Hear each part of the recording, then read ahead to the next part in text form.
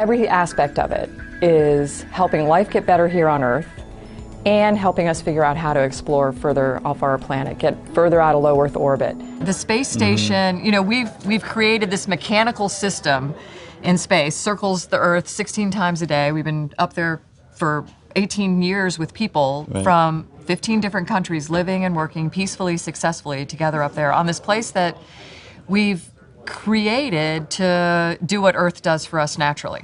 Yeah. And it is, I mean, we talk about this all the time. It is the best example for how we should be operating down here on Spaceship Earth. Absolutely. We've created this operating system for the space station. We peacefully, successfully implement it every day. And that's not just with the 6 people that are up there. It's with thousands of people down here on Earth across the 5 partner agency control centers. Yeah. And it is, I mean, it's just this perfect model for how we could live as Earthlings here on our home planet. How so? Well, I would say, you know, if you've got, like right now, think about the US and Russia, for example.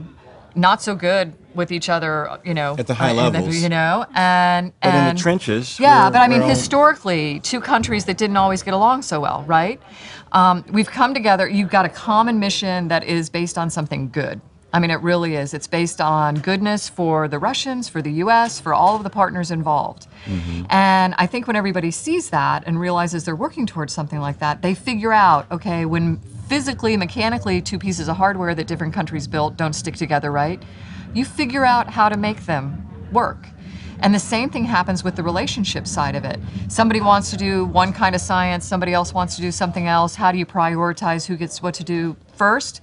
You figure it out. Right. And it very much, I remember working at the Kennedy Space Center and we had this motto, and I have it on my wall everywhere now. Here's how we can, not why we can't. And it is absolutely the way, I mean, we should be doing everything. Because it just puts you in the right mindset to get things done. Another example, I installed the Columbus Laboratory, which is the European Space Agency's baby. People have been waiting 10 years for this installation to happen. And after it happened, you know, I'm thinking that's going to be my aha moment, but it's when I'm breaking bread with Russians, Germans, the first female commander, African-American, Asian-American. It's like a Benetton commercial, you know? And we're all breaking bread, sharing each other's food, and we're going around the planet over Virginia, my hometown, over Paris, Leo's hometown, and Yuri can see Russia off in the distance. And so we're all sharing our family experiences in space as one race, the human race. And after I got back, I was in Cape Town for a conference. I'm walking up to Cape of Good Hope. And these people say, in a German accent, say, Mr. Melvin, Mr. Melvin. They were flight controllers who I just extended their job security because we installed this Columbus Laboratory. And now I have friends in Germany that are like, you know, Leland, Leland, you know, so. Well, and that's, I mean, that's an important thing to think about too. You know, how many years were we astronauts?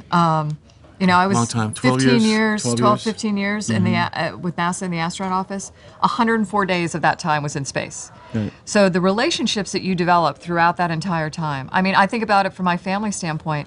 My son knows people in Russia, in Tokyo, in, you know, Canada, and in Europe that I know will be friends of his forever. Their kids will be friends of his. If he's over there, I know he has a safe place to stay. They will take care of him. Right. And I think if we start with you know, the space program as a way to encourage that kind of relationship, it's just going to keep spreading around the whole planet. We could talk about this all day, can you tell? I think if we sent more people to space, especially maybe people in Washington and other high-level officials, to look back and get this orbital perspective. It's a cognitive shift that you get when you look at the planet, and it fundamentally changes you. I mean, it changed Nicole, it changed myself and my crew. And if they can see how we do work together as one family in space, then all these isms and things that we're putting into law and bills and things now would be erased away. And we'd be like, how do we work together better, you know? No tariffs, no this, no that, you know? And I'm not trying to get political, but I'm just saying, get this perspective shift, this macro level of how we are existing as humanity, and let's pull it together.